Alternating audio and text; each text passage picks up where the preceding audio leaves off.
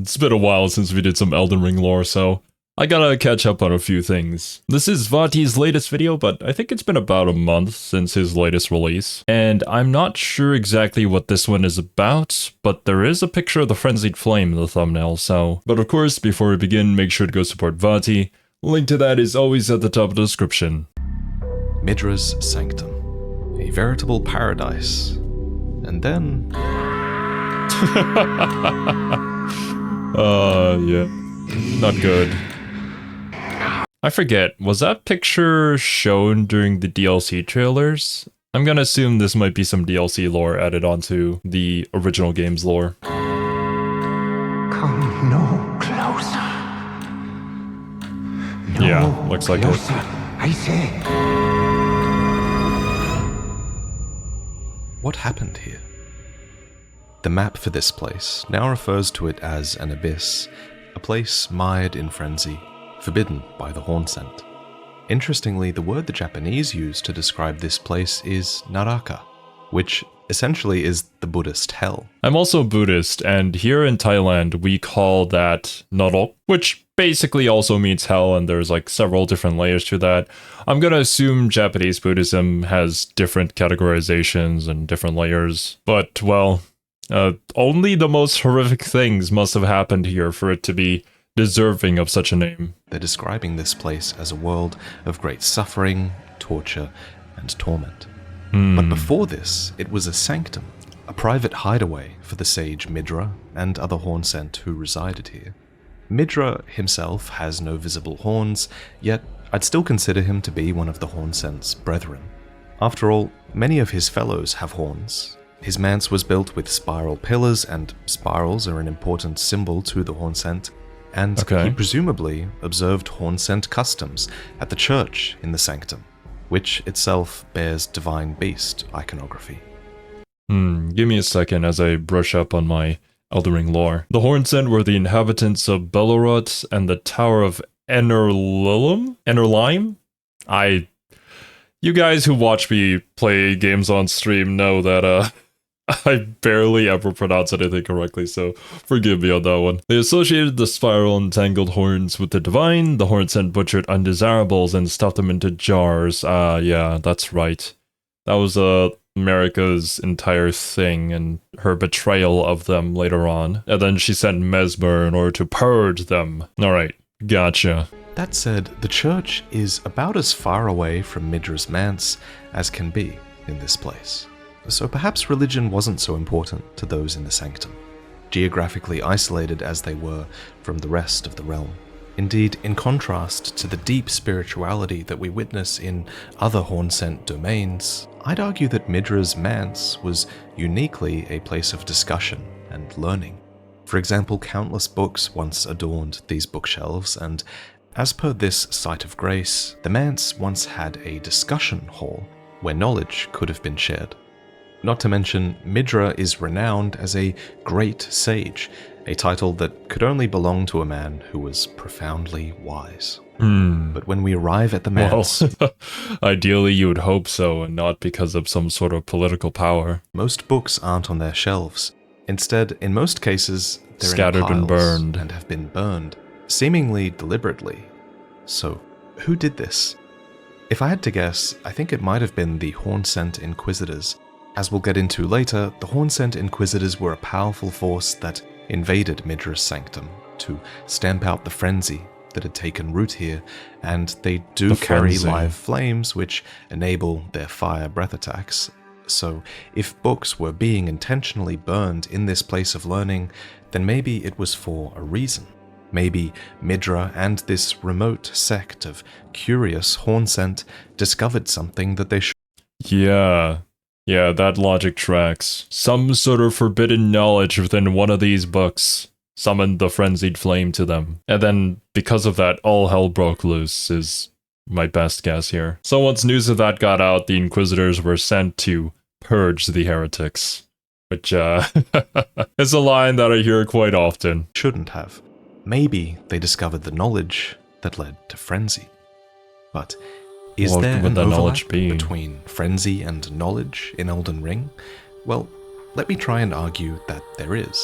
using Bloodborne as an analog. Frenzy in Elden Ring is largely synonymous with Frenzy in Bloodborne. The systems share a name, status mechanics, and both games now even have frenzy-inducing enemies called Winter Lanterns. In terms of lore, though, they're a little bit different. In Bloodborne, frenzy is the symptom that afflicts those who acquire incomprehensible knowledge or insight about the world, sending them mad as a result. Whereas in Elden Ring, frenzy more commonly crops up in those who experience severe suffering and despair, and with their eyes aflame, they share that frenzy with others. I still have yet to do a lore dive into Bloodborne, but from my understanding, it's very much based off of the Cthulhu stuff. So obviously, when you end up knowing too much about the world and staring into that abyss, you would go mad from it. Makes sense. That said, I still think that suffering and despair in Elden Ring does reveal a somewhat eldritch truth about the world. Namely, that suffering and despair are this intrinsic part of the world's order on a cosmic level. Look at Marika's minor Erd tree that she left behind in her village, for example. It is only the kindness of gold, without order, which, like many other things, seems to suggest that order cannot exist without suffering and despair. So, I don't think it's a stretch to think that Midra and the Hornsent of the Manse, dedicated to learning and discussion, could have stumbled upon such a disturbing truth about the world, especially since that truth has to do with the three fingers and the two, and there's evidence that the denizens of the Manse were surreptitiously researching the fingers. Behind a portrait of Midra are three odd shapes with orange cloth draped over them. Are they fingers? Underneath are fingers. These are the same fingers and stones that can be found in the Finger Ruins, and incidentally, the Finger Ruins of Rhea are adjacent to the Abyss itself.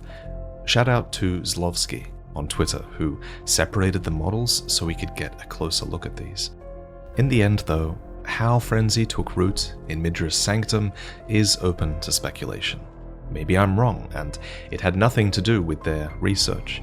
Maybe the fingers under these covers were never meant to be discovered by us. Or maybe the frenzy of Midra's Manse had more to do with the woman in this portrait, who stands over Midra with a curious smile. We'll get into that more later. But first, what is frenzy? What eldritch truth does it reveal, and what does that have to do with the fingers? To answer that, we're going to have to go back further in Elden Ring's timeline than we ever have on this channel. The beginning of time. The cosmic, metaphysical origins of life. Okay, let's do it. The mistake. Dang. Imagine learning that everything in existence was a mistake. That you should never have been here or existed. I guess people would react differently to that. Some would find peace in that, others would find despair. All that there is came from the one great. You. Then came fractures, and births, and souls. But the greater will made a mistake.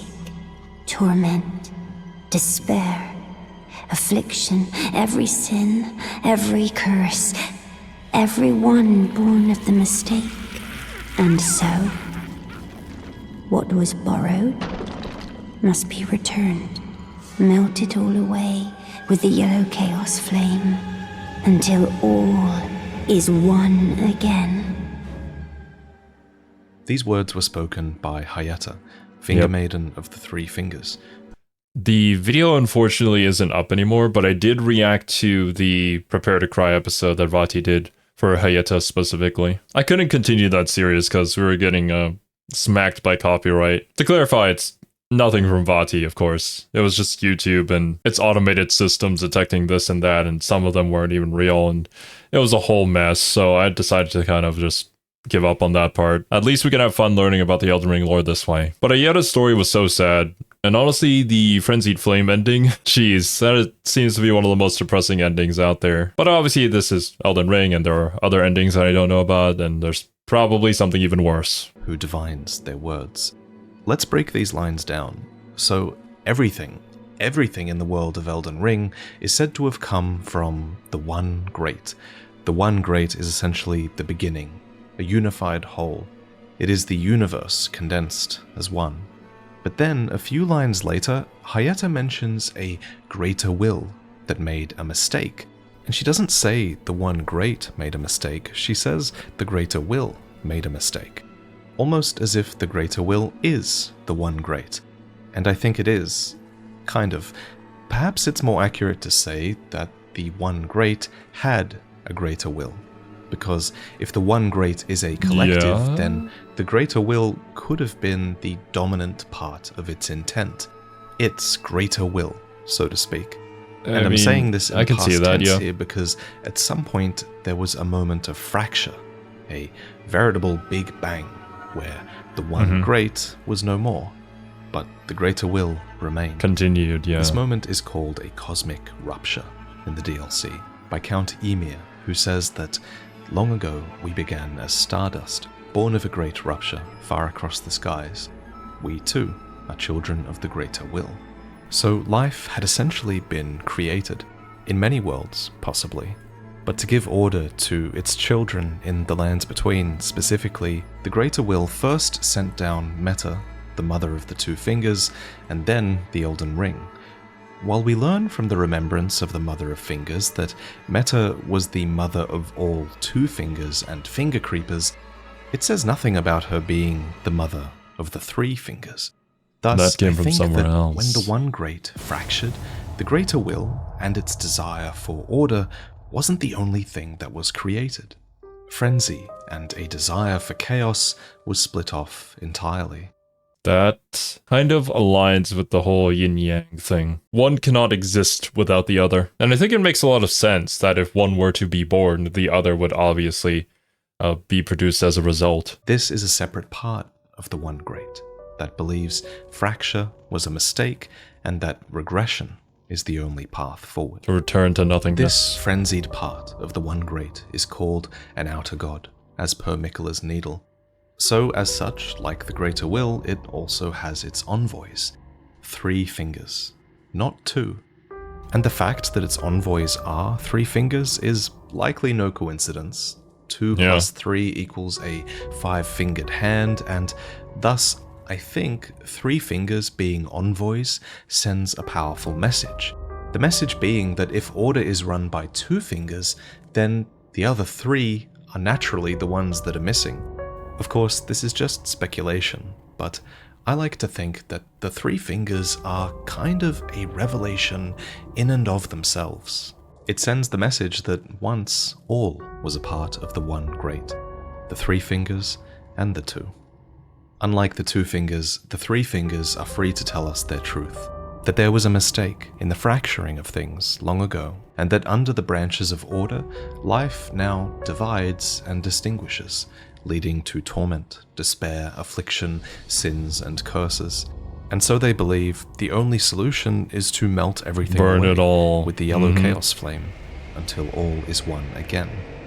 But then nothing would exist in the first place. Sure, there is peace in nothingness, but it's also nothing. Once I do play Elden Ring, I don't think I could ever get this ending. It just feels wrong to me. Like, yeah, it's true that people fight and there are wars and horrible things happen, but if there wasn't that possibility, then none of the good things would also happen. It makes even more sense than why people who have experienced, like, extremely traumatic events would be the ones to choose this option. To burn it all down. Just like the quest with the merchant, I think it was, where I think that was actually cut content, right? But he discovers what happened to his people, and because of that, he goes mad with the frenzied flame. It's sad to see, but also understandable. And yet, you just can't agree with it. Well, at least not in my opinion. I want to quickly talk about the nature of the One Great and the Greater Will, because there have been some revelations revealed by Elden Ring's DLC.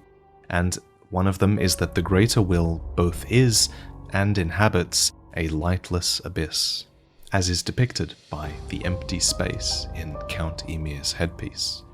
Now, this is going to sound contradictory, and of course this is all just speculative territory on a cosmic level, but I think somehow the birth of everything might have come from a void, the Greater Will's void.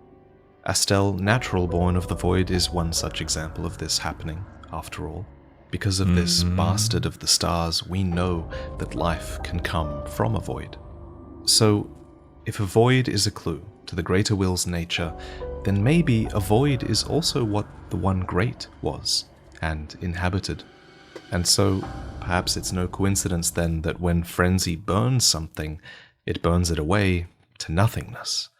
One Great Act of the void.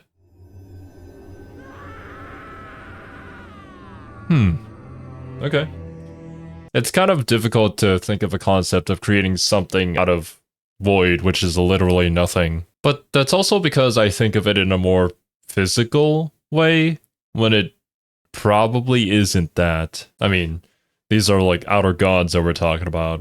I think trying to find logic within how they work is probably not a good pastime, because you're not going to find an answer to that. In the gravesite plane, we come across countless spirit gravestones, which are gravestones that have started to turn into spirits, fitting for a land where all manners of death drift. These stones, if crafted together with a swollen grape, create a surging frenzied flame, an item which violently spits frenzy like butter in a hot pan. Its description reads, "Spirits are eternal, and yet frenzied flame melts them away regardless." It's no wonder then that Torrent, being a spirit, is terrified of this place. Naturally, Fair enough. the Horn Scent, whose culture revolves around spirits, forbid the flame's use. And to stamp it out, at some point they would send an order of inquisitors to invade and purge Midra's sanctum. Though, apparently, the fact frenzy is forbidden hasn't stopped the one who invented this consumable. The Mad Craftsman's cookbook that teaches it reveals that it is a record of crafting techniques left by a craftsman who served Midra and Nanaya. His eyes were burned by the flame of frenzy. But were his experiments with frenzy being done before or after the purge of Midra's sanctum? What I really want to understand here is, was frenzy brewing in the manse for a while, or did it only truly become a threat when the Inquisition invaded? Let's talk about that. We know that frenzy must have been present at the manse in some capacity before the Hornscent Inquisition arrived.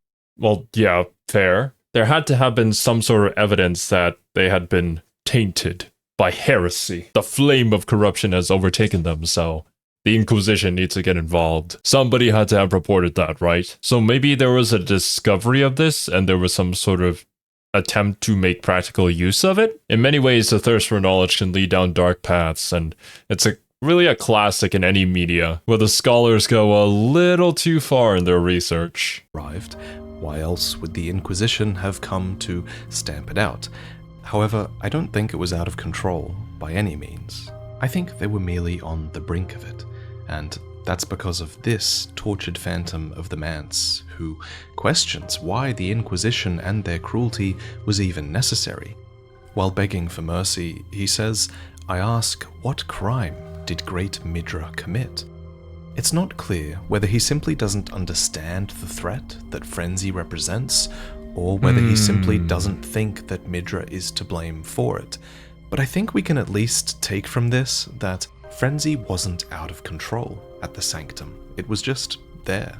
And the Horn... Yeah. Well, from their perspective, that wasn't the case. And oftentimes, whenever Inquisitors get involved, it's usually to stamp things out before they become an actual problem. And I mean, they kind of already knew about the Frenzied Flame. And, well, I mean, I would assume so, because they had sent them in order to purge it, which means they probably knew the dangers of it. I'm not sure if Midra was aware of that. I'm sure he must have been, right?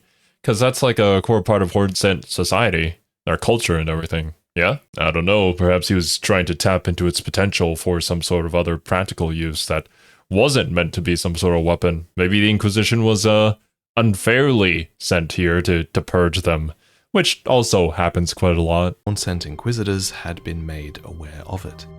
But I reckon even the mere hint of frenzy would have been the beginning of the end for Midra's sanctum. And that's because frenzy is essentially a self-fulfilling prophecy.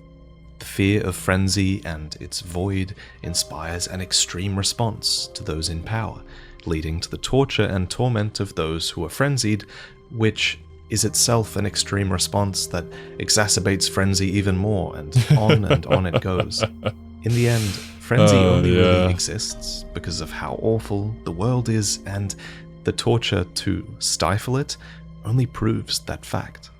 It'll never go away. When the Inquisition arrived to purge this damnation like no other, they brought pain, as was their way. These Hornsent Inquisitors are not unlike Rykard's own Inquisitors, who we discussed in a recent video. Both forces use torture to extract the answers they seek, and both Inquisitions likely existed to root out traitors and threats to their regime. As opposed to the fire of Rykard's Inquisitors, the Hornsent's brand of Inquisition utilizes golden arcs called barbs, which, according to the spell, were a known symbol of coercive questioning. The barbs on the Great Sword of Damnation, for example, unwrap to pierce the victim from within, inflicting continuous wounds to assure eternal agony. There's actually an intriguing bit of lore hidden in the weapons skill of this item, which reads, "There is something of the Golden Order in the sight of those fixed upon this crux." The Golden Order. For me, this brings to mind Marika, crucified as she is upon a golden ark at the end of the game. Alternatively, since the Golden Order was created upon the removal of destined death, perhaps the Great Sword of Damnation evokes this fact by inflicting eternal suffering without death as a release. Thus is the Golden Order seen in the shape of those fixed upon its crux. Perhaps.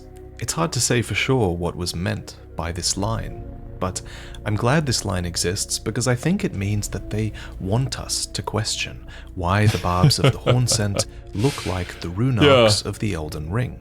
I mean, it could be nothing, and it's just a visual representation of their powers, but, well, with a lot of things in Elden Ring, it's the little things that matter. This is definitely one of those things that's going to get all the theory crafters just going gung-ho and wild over it. I'm not well-versed enough in the lore to make any good judgment call here. I do find it interesting, though, that it does look quite similar. So why?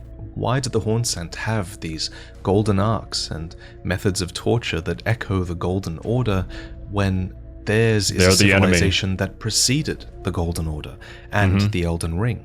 So, to answer that, while I think it's true that the Hornsent were around long before Marika, I do think Marika and the Elden Ring became part of their culture for a time.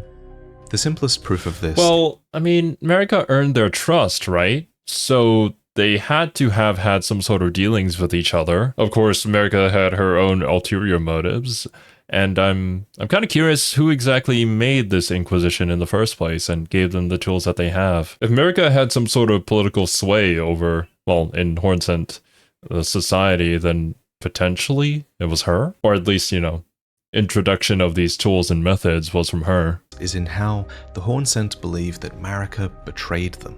Because for them to consider Marika's actions a betrayal, Marika must have been considered trusted. A part of the Hornsent's culture on some level.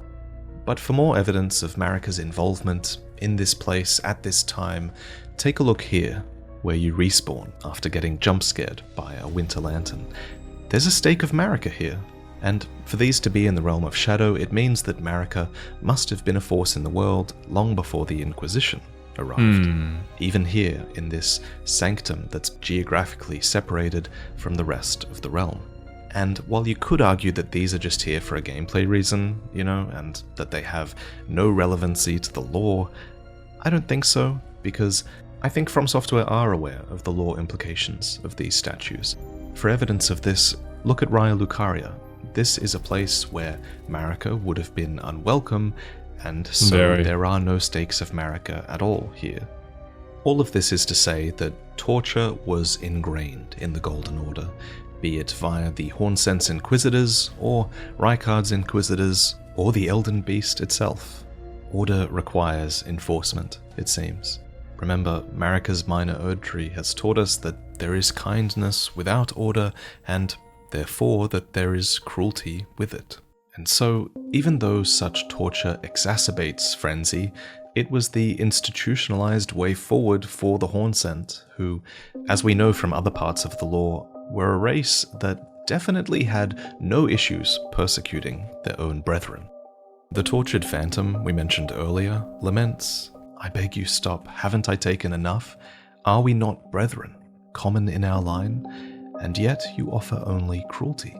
Here in this sanctum, where frenzy was taking root, the Hornsent brought their full strength to bear. But perhaps the place should have been left alone, for the results of the Inquisition were mixed, to say the least. Clearly, the Inquisition... Who could have guessed? It didn't really work. Wow. It's one of those tough calls where, like, if you leave it alone, maybe it'll be better, but if you don't leave it alone, maybe it'll destroy everything that everybody has built, so... wasn't prepared to handle the answers it found, and many Inquisitors have become frenzied in the Abyssal Woods, revealing new attacks of Frenzy Flame.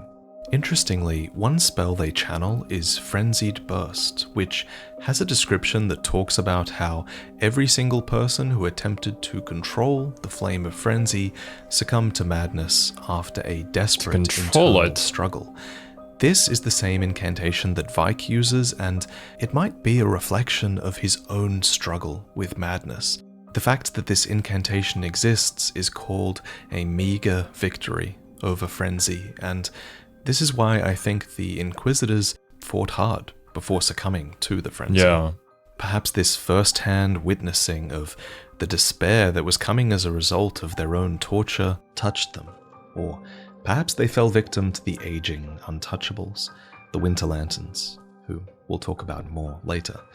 Okay. The forest is now truly the most... I mean, there's a lot of ways that you could take that, especially with how the Frenzied Flame works and how easy it is to be corrupted by it. They've done their damnedest to keep it under control, but it's just still taken over them and they can end up using that power. It certainly does parallel with Rykard's whole story, with him obviously being the one to make sure that no blasphemous material or knowledge is shared against the Golden Order or the Erdtree, and because he was so close to all of that, he ended up being corrupted himself. Terrific part of the Sanctum, in my opinion, not the manse itself. And I say that because the Inquisitors who occupy the manse are not the frenzied variant. Despite frenzy having infected the rats and shadowy Hornsent within, so they're the okay. Inquisitors of the manse don't have a single frenzy flame attack. So it's not from the mansion then? Well, I think that this was done to show that their Inquisition was successful to a degree, thanks to the majority of the Inquisition's strength being focused here at the manse. And there is Inquisition strength here. For example, a lot, apparently. One of the Fat Inquisitors is in possession of revered Spirit Ash. Fat Inquisitors. Powerful blessing of the Hornsent. And there are even the spirits of Divine Beast Warriors roaming the halls. The Divine Beast Warriors were an elite force among the Hornsent, but you know that already from fighting them, don't you?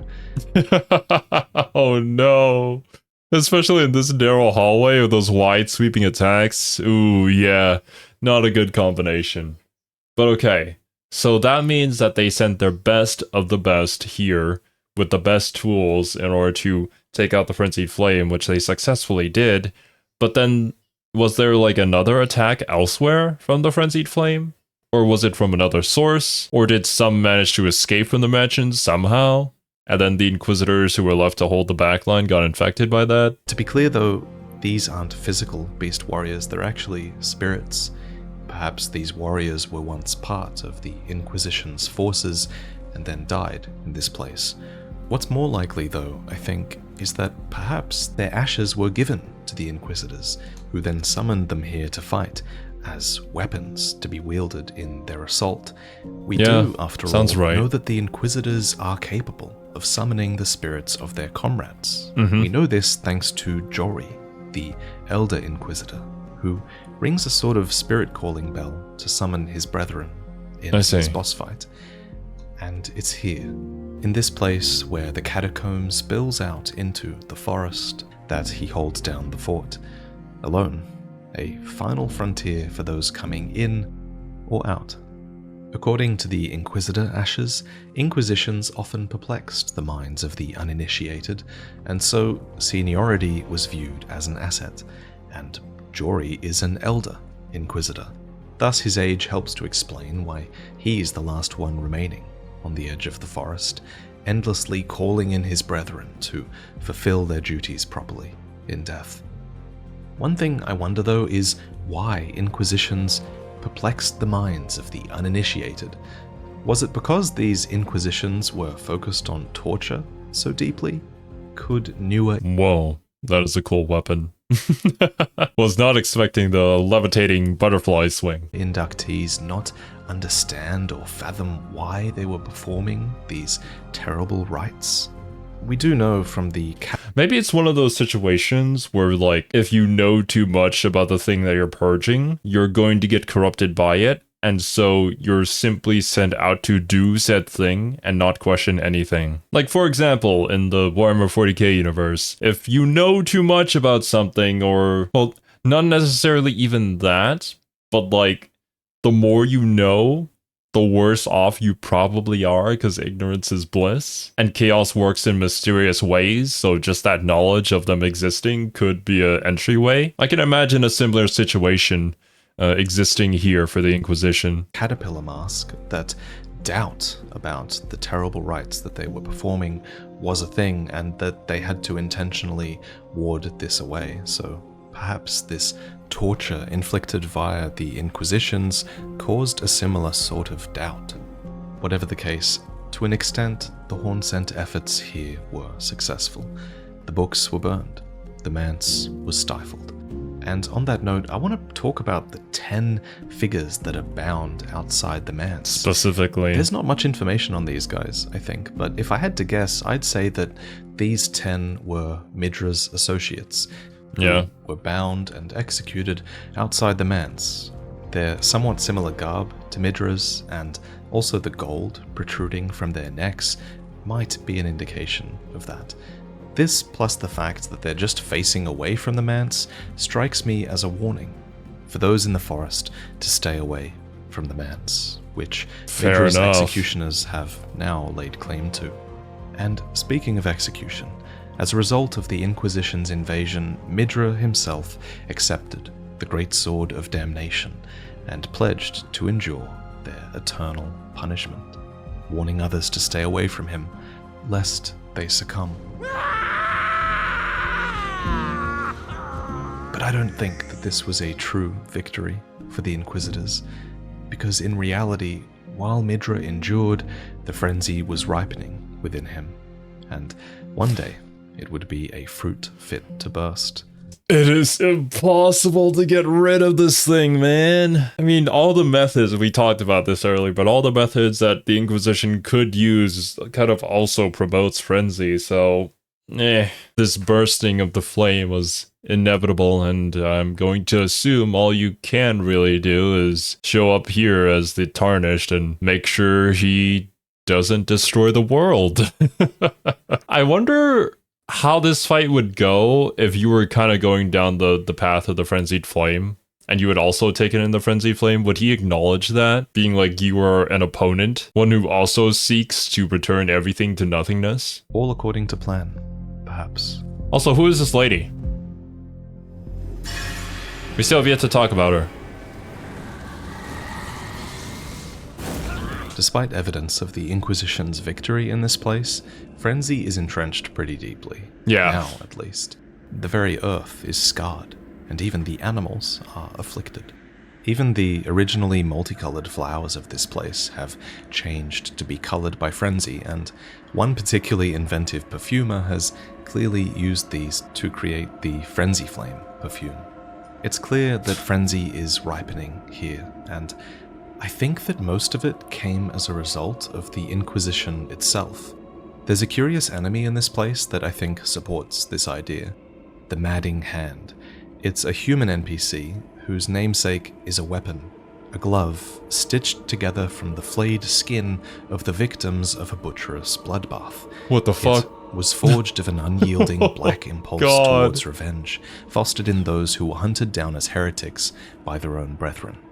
So, the heretics in this description would have been the horn-scent denizens of the sanctum, and that's their pretty brethren clear. who hunted them down would have been Inquisitors? the horn-scent inquisitors. And now, the heretics' desire for revenge has been stitched together into a hand made of their flayed skin. Now, I was originally... I mean, of course, it has to be a hand. It's always about them hands and them fingers. Usually handshakes are pretty lewd, but this one just kills you. going to suggest that the Madding Hand himself skinned these victims to create this glove, but since the tooth whip exists and it was used by the horn-scent, it's possible that the flaying was just a part of the horn-scent torture of these heretics. It's just what they do. This Madding Hand has taken it upon himself to fight on the heretics' frenzied behalf. So who is he? Well, he's actually a survivor? wearing the Gravebird's black quill armor, which is an item that's cast in the image of the Gravebird, which is a gravekeeper golem that's linked to mausoleums and to the process of burning death in ghost flame. So, given that lore, you'd think then that this is a man that is linked to the ancient processes of death, and indeed he's actually physically very close to the Darklight catacombs that brought you here, and catacombs traditionally do employ a lot of ghost flame processes in them. Yeah. So, that's kind of where the facts end on this guy and where speculation begins. For example, given the armor, perhaps he was a defender of the local catacomb who got swept up in or witnessed the horn-scent's purge. Or considering the stitched hand that represents the heretic's desire for revenge, perhaps he now wishes to aid the frenzied of the forest. And do we think the blindfold could be related to frenzy? It certainly matches Hayata's fashion, so there's something going on there, I think. Maybe blindfolds better enable one to envision the nothingness brought about by frenzy. Curious to hear what you guys think. Of course, none of That, I'm not too sure on. I always thought it was simply to hide the frenzied flame within their eyes. But because of the whole void thing, Vati's expedition also makes a lot of sense, I guess. Or maybe it's just a stylistic choice that the frenzied flame enjoys. It's like those anime characters that never open their eyes the entire time, until that one scene where they finally do, and then you know that they're gonna turn up. They're probably also the most OP characters, so watch out. None of this is fact, it's just my take on the guy. But of course, the real threat in the forest isn't the Madding Hand. It's the Winter Lanterns, the aging untouchables, whose presence is heralded by the winter lantern flies. These are winged insects carrying a dangling grape, and upon seeing these, the wise know to stay well clear. Turn back while you are yet able. Don't let it see you. Once you are seen, there is no escape. Oh god. These messages are useful, but the most useful note of all is a page ripped from a diary and found in the manse. It reads, "I touched him, but only once. When he thrust his staff in my face, I brushed it aside. It was then that I touched it, the aging untouchable." Lore-wise, it's hard to know who wrote this note, but since it's a page ripped from a diary, you'd think then that this would have been written by a resident of the manse, who were known for their bookkeeping. What's more, this page is burned, just like all the other books. Therefore, this record was likely written before the Inquisition came through here. So it is that I think this aging untouchable that the note writes about might have existed in the forest before the Inquisition arrived. Does that mean that's the source of the frenzied flame? Well, no, I mean, the Inquisition had to burn down all the books, right? So there's probably the knowledge from them as well. But this thing was just roaming around. Potentially also the thing that ended up corrupting the other Inquisitors. The author of this note even sketched a picture of its likeness. To be clear, I'm only talking about one aging untouchable here. The diary only mentions one of them, and so do the winter lantern flies, which are insects that herald the aging untouchable's approach. On seeing these, it reads, "The wise know to stay well clear." And that's the best way to combat frenzy, right?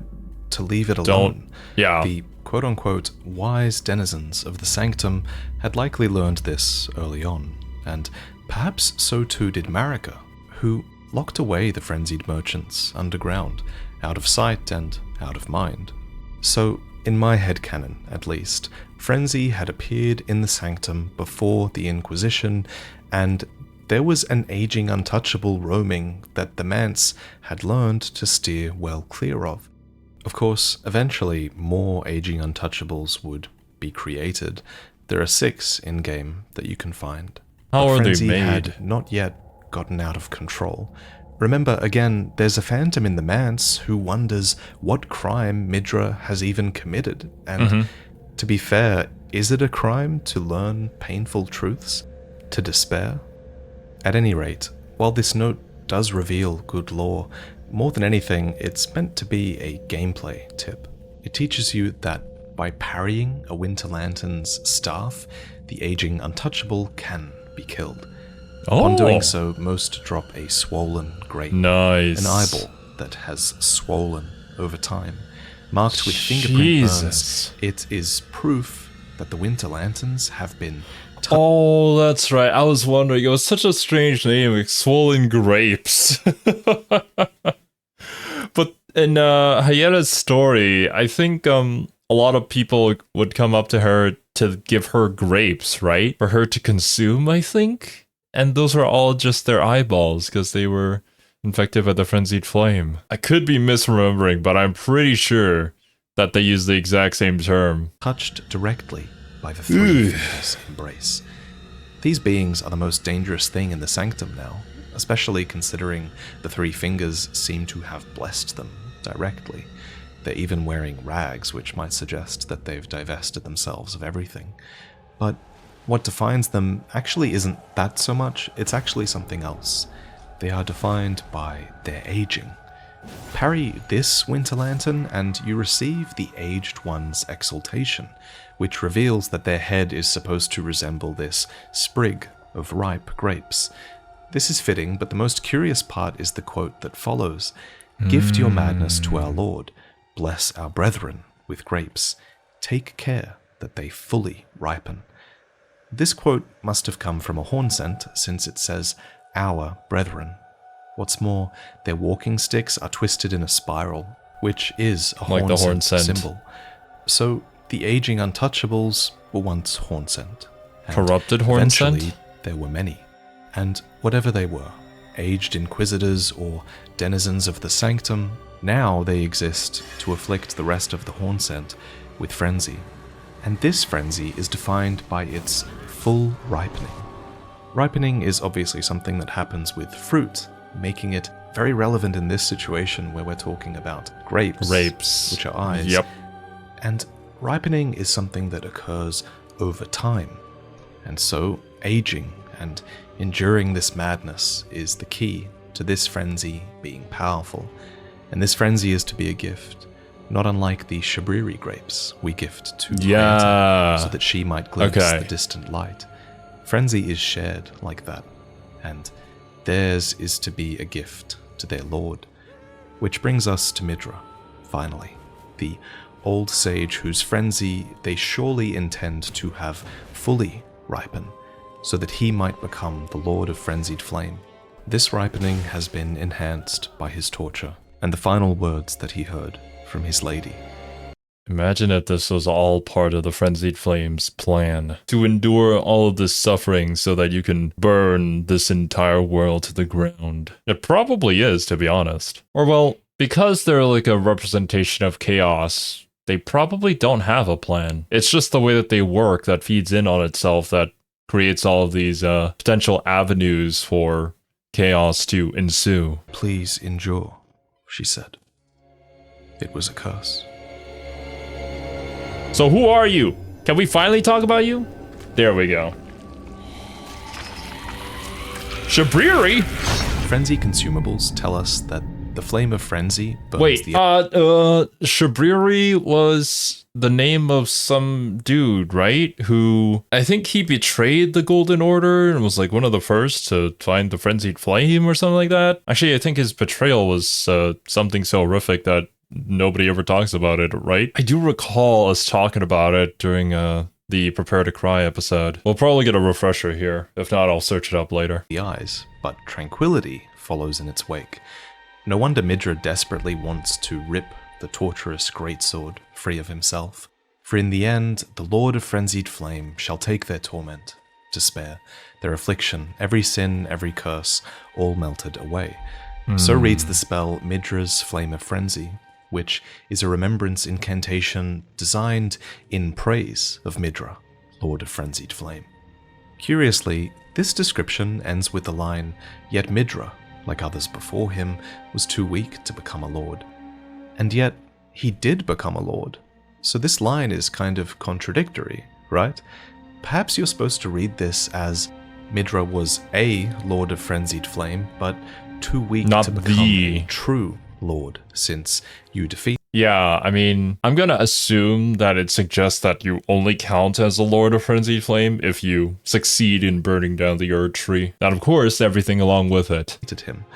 Or alternatively, You're just a candidate perhaps you're at that supposed to point. read it as if Midra was originally too weak to become a lord long ago, but over time he did become strong enough to Or maybe become that. one. Yeah. Or rather, he endured long enough to become one. Leave. Now. Come no closer. No closer, I say. The madness wells. The depths of your foolishness.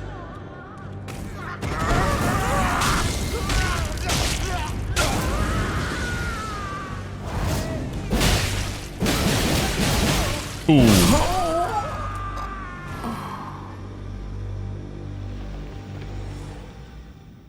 Enough. Here we go. You've endured enough suffering. Endured more than enough.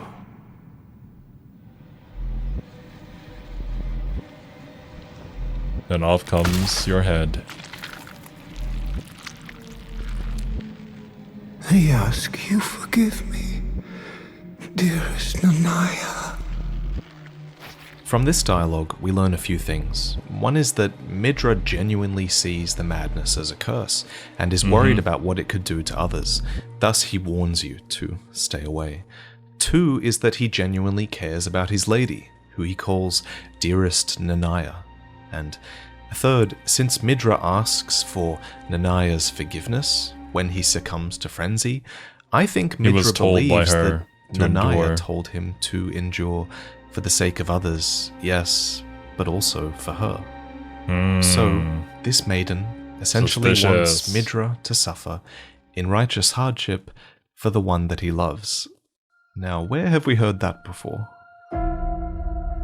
If you are prepared to show resolve and attain lordship through righteous hardship, then heed the words of I, Shabriri. Your flesh will serve as kindling, and the girl can be spared, setting you on the righteous path of lordship. Oh, we spare the girl, but everything burns. And I think at the end she also comes over to kill us anyways, so I don't know about that one, dude. Sounds like a bunch of BS. So let's discuss the idea, the theory that Nanaya told Midra to endure specifically so that the frenzy could ripen within him. And then let's discuss the theory that she told him to do this because Nanaya is Shabriri, a being who is chaos incarnate, put on this earth to ensure that chaos has its lord. In the base game, we learn that Shabriri is a sort of skinwalker, someone who has the ability to inhabit the bodies of others. In his case, after they die, as he does Oh, with yeah, that's Yura, right. someone who is close to us. Yeah. Thus, as the theory goes, perhaps Shabriri also came to inhabit Nanaya's skin, to encourage Midra's endurance and bring about a lord in Midra's sanctum. I mean, when you have a character like that, it becomes a little more difficult to tell who is who, because they could be anyone. Wait, I forget exactly why Hayera was inhabiting the body of the other girl, Because that wasn't originally her name, right? Because I think originally she was the daughter of a lord who was trying to protect his keep, and because you go over to help him do that, she gets kind of, taken out off screen. But then all of a sudden she comes back later, alive and with a different name. So does that mean she's also kind of a similar skinwalker kind of thing? Through what Shabriri calls righteous hardship. This wouldn't be the first time that Shabriri has attempted such a thing. It wouldn't even be the second. The player character is encouraged to embrace frenzy, to spare the life of their maiden, and so was Vike, the Tarnished who came close to becoming Elden Lord. We have an entire Prepare to Cry episode on Vike's story that explains him and all the characters associated with frenzy, so check that out after this if you need a recap. Yeah, there it is. I remember this exact shot and me being like, god dang it. Of course. Nothing good can happen in Elden Ring. It has been a while though, so there's probably a ton of details that I've gotten wrong here. Let me quickly read you one item description now that will succinctly explain Vike's story for anyone who doesn't know. The fingerprint armor states, "No other Tarnished was closer to the throne of the Elden Lord than Vike. But without announcement, Vike travelled far below the capital and was scorched by the flame of frenzy. Did he make his choice for his maiden, or did some other force lure him with suggestion?" Since Shabriri advocates for us becoming the Lord of Frenzied Flame in the context of saving our maiden, burning in the Fell God's flame, I'd argue that Shabriri did the same with Vike. Yeah. Would have been faced with the same choice. And with Midra being yet another potential Lord of Frenzied Flame who would also do anything for his maiden, we've established a pretty significant trend in how Shabriri might be using these three characters. In regards to Midra's character specifically, the name Nanaya could be a reference to the goddess of love from Mesopotamian folklore. It's a name that carries connotations of sensuality and charm, things that would definitely help to explain why Midra might have been so enraptured by her. And as one last piece of evidence for the theory that Nanaya might be inhabited by Shabriri, take a look at the Shabriri's Woe talisman, which was made in Shabriri's disturbing likeness. It states the corners of his mouth are upturned in an almost flirtatious manner, and I find it so perfectly creepy that Nanaya has a similar smile to Shabriri in the portrait here. It's so good. I mean, I'm not gonna lie, I love this theory, I find it cool, and admittedly, the rule of cool might be affecting how strongly I advocate for this theory, so... Hey man, I get it.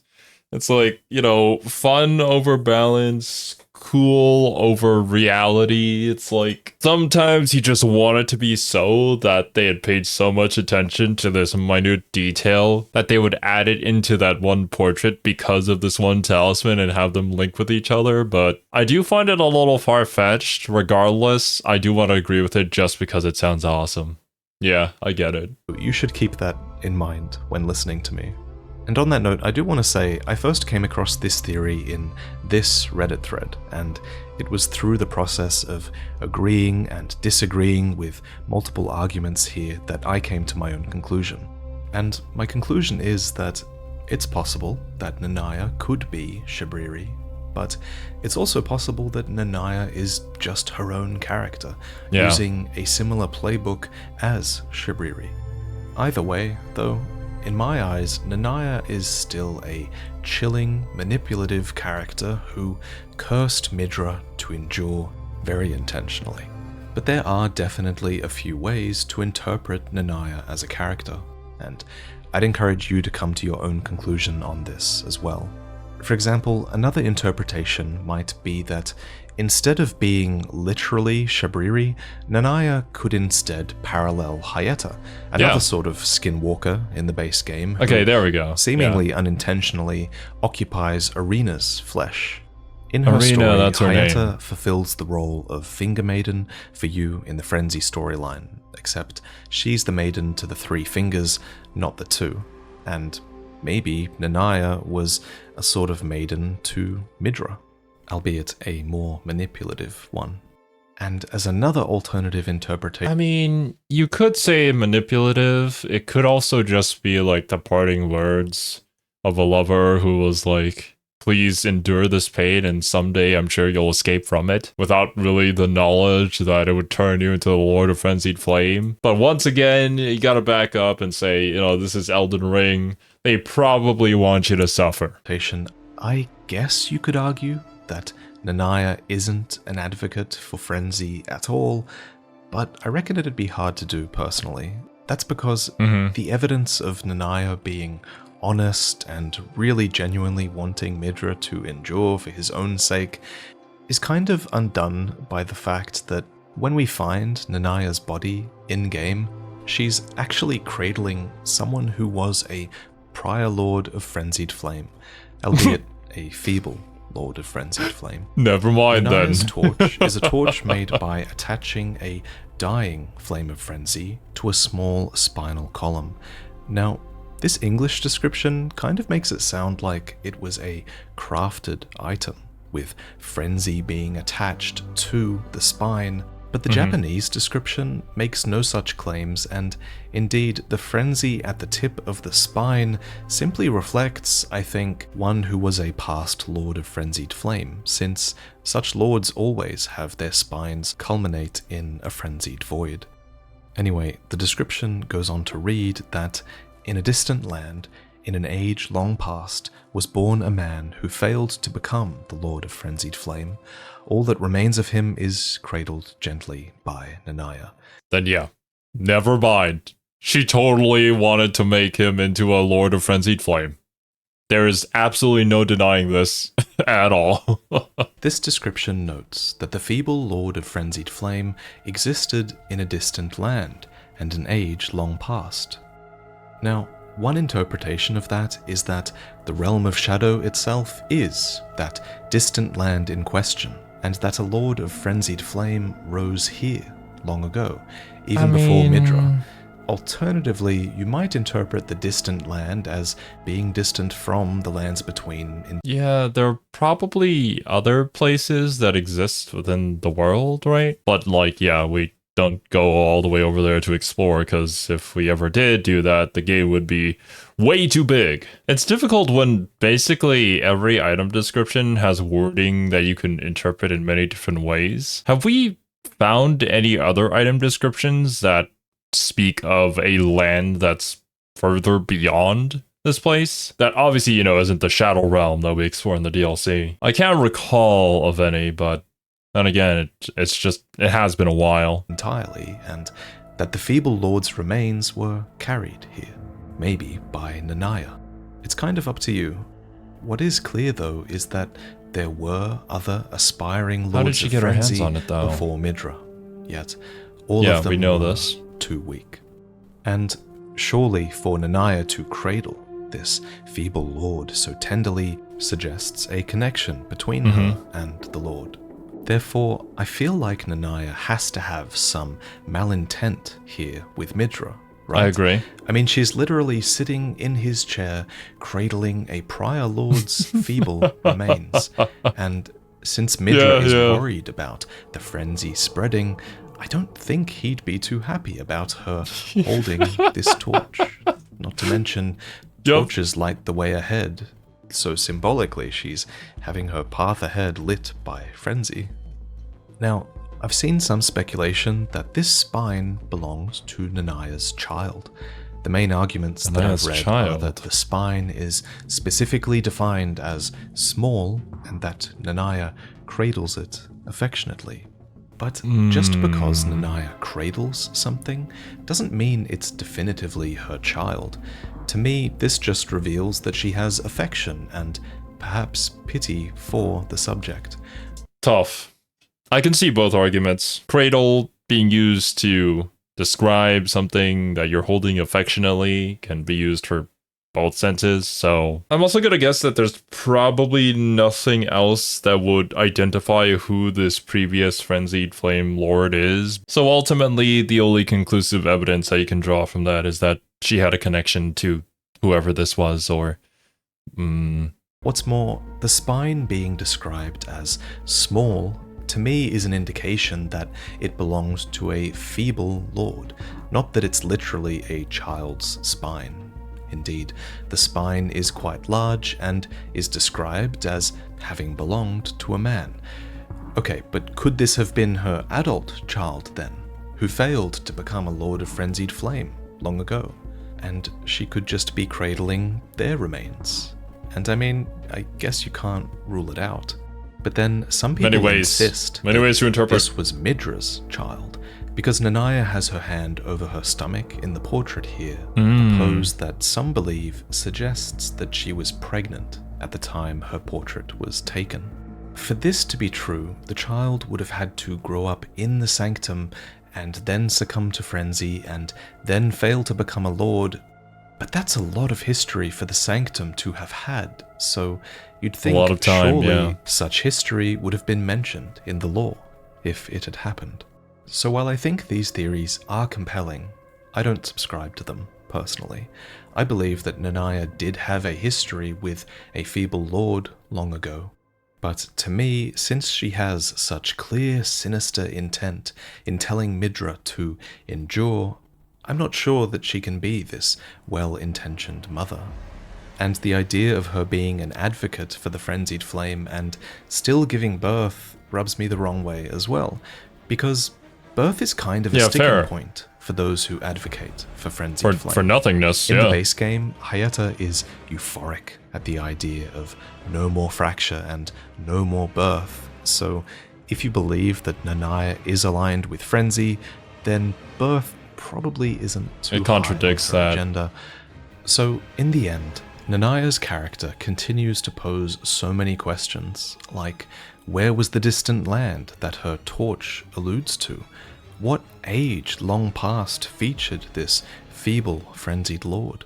Nanaya wears spiraling clothing and hair in the style of the horn scent, but is she their brethren or is she pretending?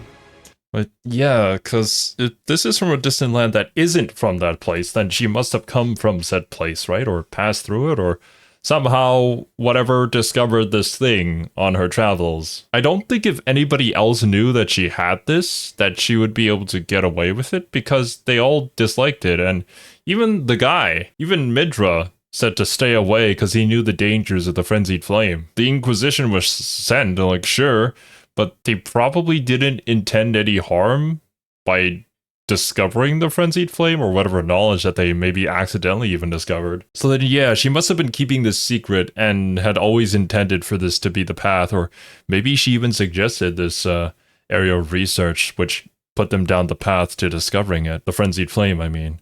It's just, there's a lot of things that now connect with the more information on Anaya here. But unfortunately, there doesn't seem to be enough conclusive evidence to really say exactly what happened here. Did she truly bring frenzy to the manse? Did she slander the sanctum and bring the Inquisition? Did she bring about the There's a lot of ways you can Untouchables go. with the goal of creating a new, ripened lord? So many questions and so much uncertainty, and yet I'm sure that the intriguing character of Nanaya will become an enduring mystery for the lore community for years to come, and that is always fun. Before I move on, look at your walls. Would they look better with some artwork there? So right now, Displate have a deal where if you buy with the link in my description, you can get 22% off if you buy 1 or 2 Displates, or 33% off if you buy more than 3. I have a store full of Displate art, and the newest print is this one, Skyward Swords by Anato Finstark, a print that was previously Patreon exclusive, so now it's available on Displate for the first time. Displate are these metal prints that use a magnet mounting system, and they're so easy to hang on a wall. The prints are excellent quality, and they've just been a steadfast sponsor of this channel. So if you're enjoying this video, please consider picking one up for yourself. And remember, if you buy 3, it's even cheaper. Regardless, thank you for listening. Let's get back to the video. On the topic of Midra's endurance, one observation I was so happy to come across was this tweet by Lil Church Law, who comments on some assets extracted by Zlovsky II. These two accounts are great follows, by the way. Church notes that Midra wears a brooch adorned with green jewels, which in FromSoft games commonly means that it increases your stamina. So, they argue, to for endure. Midra, maybe these helped in fortifying his quote-unquote endurance. In Elden Ring specifically, the jewels are Viridian Amber, and the Viridian Amber Medallion +3 actually is found very close by in the Darklight Catacombs, so the idea that Midra might have had access to this fortifying resource is a good little theory, for sure. Anyway, let's conclude.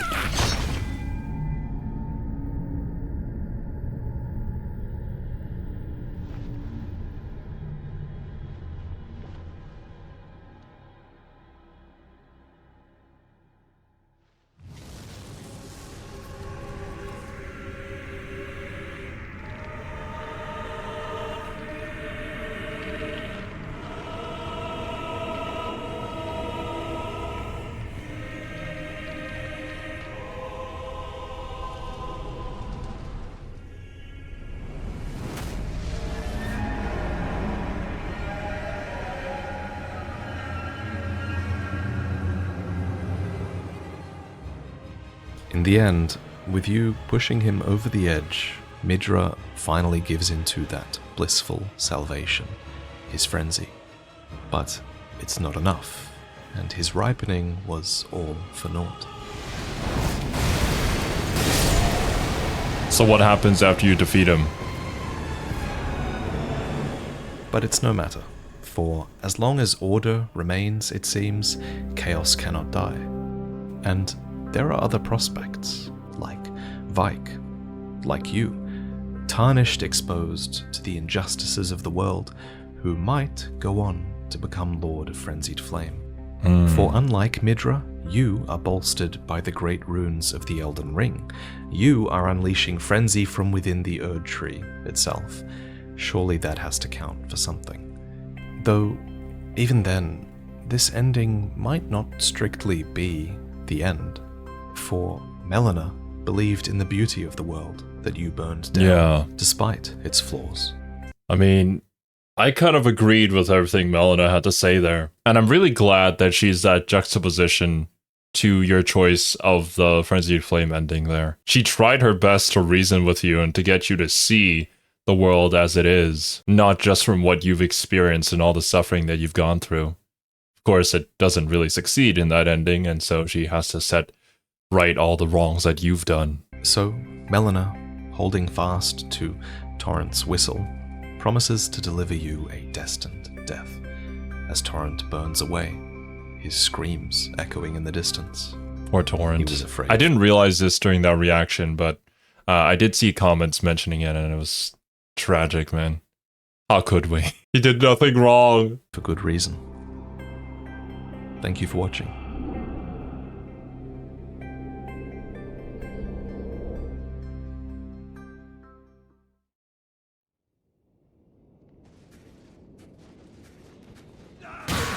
What the?